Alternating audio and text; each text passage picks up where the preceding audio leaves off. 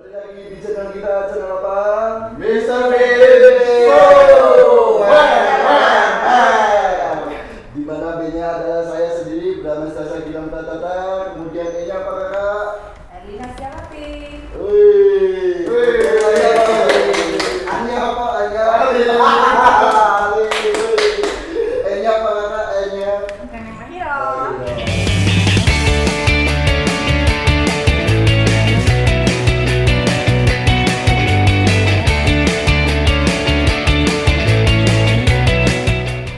Ini loh ada video yang lagi viral, namanya Lurah Rasa Menteri. Di video Mojo ini mas ya, video Mojo ini dijelaskan bahwa lurah itu bisa rasa menteri. Biasanya rasa marimas ya. Macam-macam ini lurah rasa menteri ini gimana ini? Biasanya di RT ya, RT sing berwibawa, RT sing berbudiman ini lurah rasa menteri. Iya, apa tanggapan? Nah ini ada pakar-pakarnya Wajib pakar yang lebih paham, sosial politik ya. yang lebih nonton videonya lebih lengkap, lebih full. Iya iya. Ini gimana kok bisa lurah rasa menteri, Mbak Nana atau Mbak Erna yang tahu? Yang pertama sih dari tujuan lurahnya ya. Oh. Dia mengatakan Kita itu dipandu oleh satu visi yang namanya jadi mewujudkan pemerintahan desa yang bersih, transparan dan bertanggung jawab dalam rangka untuk mewujudkan warga desa masyarakat desa Pangwarjo yang demokratis, mandiri, sejahtera serta berkesadaran lingkungan.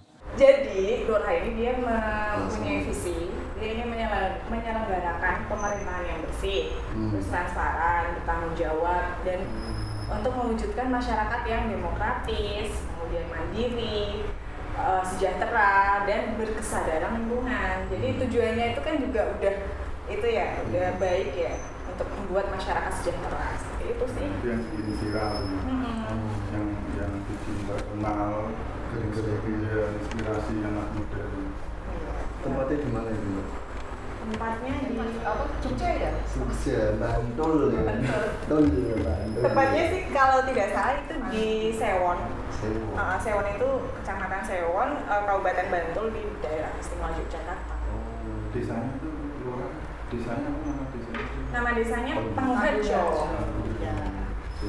Meskipun latar belakang lurahnya kalau kita lihat kan dia anti pemerintah ya dulunya ya. Kalau kita lihat videonya dulu. Oknum ya. Oknum nanti pemerintah. Oknum yang anti pemerintah. Iya. Berangkatnya dia sampai sekarang bisa jadi apa ya, memberdayakan masyarakat desanya supaya mendukung pemerintahan yang dilakukan. Itu yang benar-benar Keren ya. keren itu.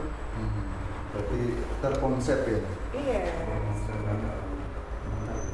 Ada backgroundnya. Backgroundnya kalau nggak salah farmasi. Keluarganya keluarga farmasi apoteker. Justru itu ya yang menginspirasi ya. Maksudnya dia walaupun backgroundnya apoteker tapi dia berani untuk terjun ke Birokrasi ya, birokrasi. ya, karena apa ya itu mas waktu itu kalau tidak salah. Terkait itu mbak, terkait minatnya itu ya. Jadi di awal kan di videonya dia bilang Nunggu kira-kira calon adakah calon yang kemudian bisa dititipi amanah, kira-kira ngono lah.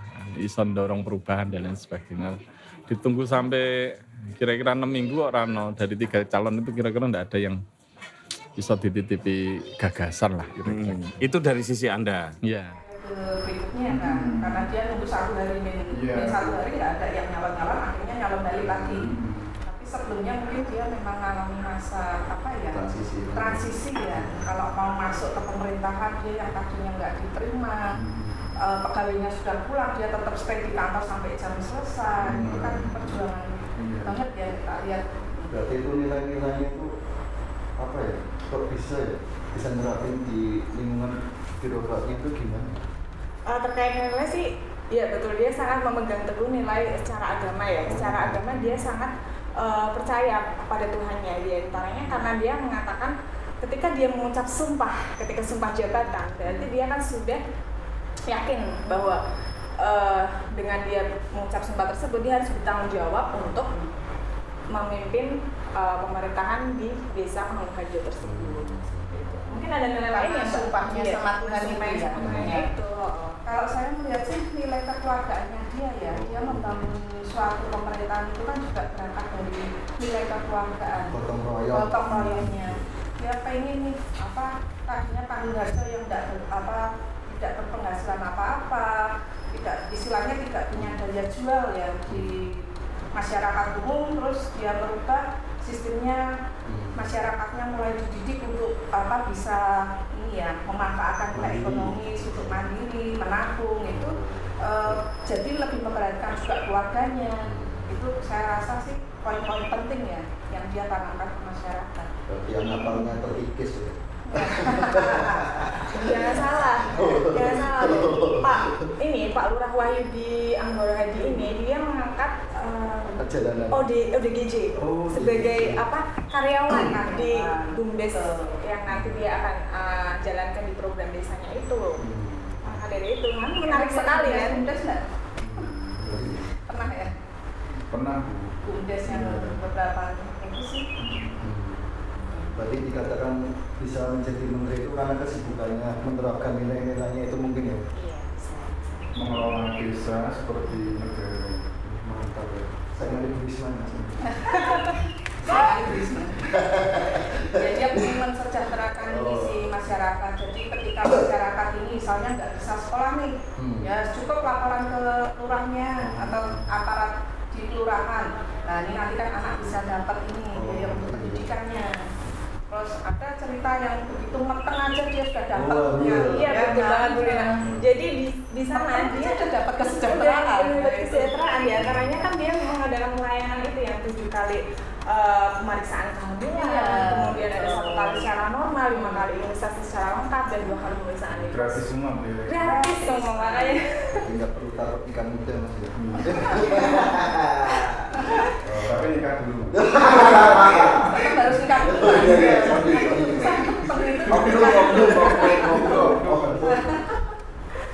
Ya itulah dia memang mementingkan kesejahteraan ya dari masyarakatnya, masyarakat desa ini. Karena kalau sudah masyarakat desa ini sejahtera, kebutuhan tercukupi, pasti masyarakat juga tetap bisa mandiri. Ya kan, tidak tergantung sama pemerintah sedikit-sedikit pemerintah kalau dana desa dan bantuan, tapi kan ini dia mengelola sumber daya alam di desa apa gitu. Berarti dari nilai-nilai disertakan itu sesuai sama tujuannya itu ya, tujuan perangkat desanya itu. Iya betul sekali. Dia mengelola sampah untuk dijadikan bank sampah jadi Sumber pendapatan desa. Menurut Mbak Neneng sama Bu Erina atau Mas Orin itu gimana itu? Kok bisa menerapkan prinsipnya itu, prinsip beretikanya itu? Jadi kan dari visi misinya itu udah selaras, kemudian sama tujuan udah selaras, terus menerapkan nilai-nilainya itu, yaitu bagaimana cara untuk implementasinya itu. Oke, iya jadi dia menerapkan musyawarah desa untuk bagaimana sih ini kedepannya apa yang dibutuhkan di desa seperti itu. Ya, kalau dari pendapat Musyawarah juga penting gitu. Jadi selain gotong royong di desa itu kan yang kedua yang paling penting musyawarah. Bisa transparan. Iya. Ya itulah transparan dalam ketika musyawarah, mereka transparan mengambil keputusan, terus secara bersama-sama kan ini kalau musyawarahnya aja mereka tahu semua akan terbuka ya, otomatis masyarakat kan juga tahu apa sih yang mau Pak Lurah itu seperti apa, terus nanti Pak Lurah tuh mau langkah-langkah apa untuk masyarakat desa. Ini kan adanya transparan ini penting, keterbukaan ini penting bagi desa. Tak rasa itu sih. Ya, itu yang perlu dicontoh sama jabatan pejabat-pejabat negara. oknum ya. Oknum malah. Ya sebenarnya ya karena transparan dalam pengambilan keputusan, lalu adanya transformasi birokrasi itu yang menjadikan desa ini kan juga lebih maju ya. Meskipun melalui tahap tidak mungkin cuma setahun 2 tahun, pasti ini butuh waktu lama. Terlihat kan dia 2 kali periode, iya kan? Terkait hal itu juga yang pertama dia mencontohkan keteladanannya itu tidak hanya tertulis, tetapi dia juga mencontohkan dengan perilakunya. Iya, menjadi teladan karena jadi itu yang kultur di situ ya. Iya, ini terkait dengan kultur nih. Kalau misalkan jadi dari awal dia membuat kultur birokrasi baru ya, dengan cara dia mencontohkan seperti di video itu ya, dia mengatakan bahwa saya tiap pagi itu berangkat pagi jam 8, paling yang pertama ngosek wis, maaf ya ngosek wis lho. Ngosek paling akhir ya. Iya, paling akhir dan aktivitasnya ya dari dia ya. Iya, dia paling muda, perangkat desa yang di situ kan perangkat desa lama, sehingga justru malah jadi taruhan loh. Iya, justru jadi taruhan. Ini Pak Lurah sampai kapan nih bakal bertahan seperti ini ya? Seperti itu kan. Dan dia anti korupsi sih. Selain dia berintegritas, istilahnya dia kasih contoh yang baik untuk anak buahnya, dia juga anti korupsi. Mungkin banyak ya kalau desa-desa itu ya. Orang kalau pengen pengusaha bangun desa itu ya sebenarnya kan kadang banyak uang-uangan ya, tapi dia nggak mau terima. Nah itu sebenarnya contoh yang bagus gitu loh. Pemerintahan tuh untuk bersiklir kayak gitu nggak banyak orang-orang yang seperti dia. Oknumnya banyak. Dari situ pendapatan desanya melonjak. Karena kalau dia korupsi pasti masyarakatnya ngikut. Ya pasti kembali lah itu kesejahteraan masing-masing ya, nggak kembali untuk desa. Dan yang paling penting itu desanya sudah ada websitenya yang sangat bagus sekali. Transparan ya, itu yang mencerminkan transparan dari visinya ya. Di situ kita bisa mengakses tentang bagaimana program-program desa yang dia rancang, keberhasilannya. Websitenya apa Mas? Mungkin kalau Desa yang ingin tahu websitenya di sini ya. Biasanya ada di sini ya. Desa Panggung. Desa Panggung Harjo, Desa. Ini dari yang pembahasan kita diskusikan tadi, mungkin yang saya tangkap ya inspirasinya yang mungkin bisa saya terapkan itu pengelolaan bagaimana caranya Pak Lurah itu bisa menerapkan prinsip transparan itu, terus kemudian merangkul anak-anak mudanya itu untuk bisa menciptakan situasi yang mandiri seperti yang dijelaskan Bu Erina tadi ya. Ada prinsip yang mandiri ekonominya atau yang keambilan atau yang OTGJ ya, dari OTGJ itu, dan bagaimana Pak Lurah itu memiliki semangat yang tinggi mungkin ya, dari yang tidak adanya background di lingkungan pemerintahan, terus bisa mengelola dana desa sedemikian rupa dan menjadikan desanya itu Desa Unggulan. desa unggulan untuk di daerah Bandung ini atau mungkin sekitar. Kalau dari Mas Alim gimana inspirasi? Kalau dari saya pribadi menginspirasi yang saya jadi bagaimana Pak Lurah ini mengelola dengan sangat transparan program-program, kemudian keuangan desanya ya. Jadi membuat website juga tadi sudah dilihatkan dirinya dan itu juga akan mendukung transparansi ya. Jadi bisa dilihat di websitenya, kemudian program-programnya apa, kemudian laporan keuangannya mungkin bisa lihat di sana kan, terkait penyaluran bantuan-bantuan dari pemerintah, itu yang paling penting. Pak Wahyudi Mangjos mungkin dari Bu Erina. Kalau dari saya pribadi yang menginspirasi seperti yang dikatakan Mas Bram tadi juga ya, Mas Ali juga sudah mengatakan transparansinya, terus semangatnya ya kan. Kalau dari saya pribadi sih saya lebih melihat dia itu sosok yang gimana ya, berintegritas. Dia menjadi contoh bagi nggak kaum mudanya aja ya Mas Bram, tapi juga untuk yang tua-tua senior dia berani menjadi contoh meskipun dia datang awal pulang akhir seperti itu. Lalu prinsipnya dia yang anti korupsi itu tinggi. Bagaimana apanya dia membangun desa dengan prinsip anti korupsinya dia itu, dia pengen menjadikan desanya itu dilihat oleh dunia. Nah, dia pengen desanya itu menjadi mandiri. Istilah dari desa itu ya itu yang dilakukan dia.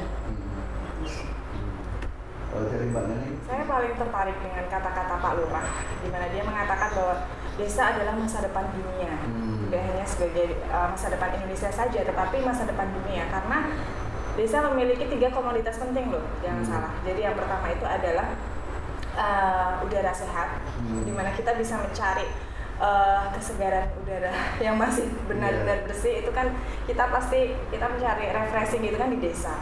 Kemudian ada air sehat, jadi di desa itu juga airnya belum tercemar oleh limbah pabrik ataupun limbah apapun. Kemudian ada pangan yang sehat, karena di desa kita masih menggunakan bahan-bahan yang alami, jadi tidak akan tercampur dengan bahan-bahan kimia. Nah, itu 3 komoditas itu merupakan 3 komoditas yang penting bagi dunia internasional. Maka dari itu kan itu akan menginspirasi untuk anak-anak muda untuk kembali ke desa, seperti yang dikatakan oleh Mbak Lina tadi bahwa Bali Desa Bangun Desa. Dari itu yang paling menginspirasi bagi kita semua. Ayo kita sebagai anak muda, kita harus mencontoh sosok teladan Pak Lurah Wahyudi Anggoro Hadi ini untuk membangun negara Indonesia menjadi yang lebih baik lagi. Mantap. Ya, mungkin seperti itu ya. Banyak hal yang bisa kita dapatkan dari sosok Pak Lurah Pak Wahyudi Anggoro Hadi. Ya, arti saya susah mas contohnya Pak. Nggak apa-apa. Ketahuan nih mas, dia nonton video. Wah, juga dong. Di sini langsung. Ya, Langsung di skip. di sini itu Pak Wahyudi itu yang bisa mengelola dana desa, kemudian menangkau golongan anak muda, terus tidak hanya golongan anak muda, golongan anak senior ya, terus bagaimana dijelaskan oleh Mbak Neneng itu dari desa balai desa, bangun desa itu ya. Terus bagaimana cara mengelola pengelolaan dari ekonominya, kemudian banyak sih yang bisa kita dapatkan dari channel Mr. Bin ini ya. Mantap. Itu kesimpulannya ya mas ya. Ya mungkin kesimpulannya agak jeda gitu.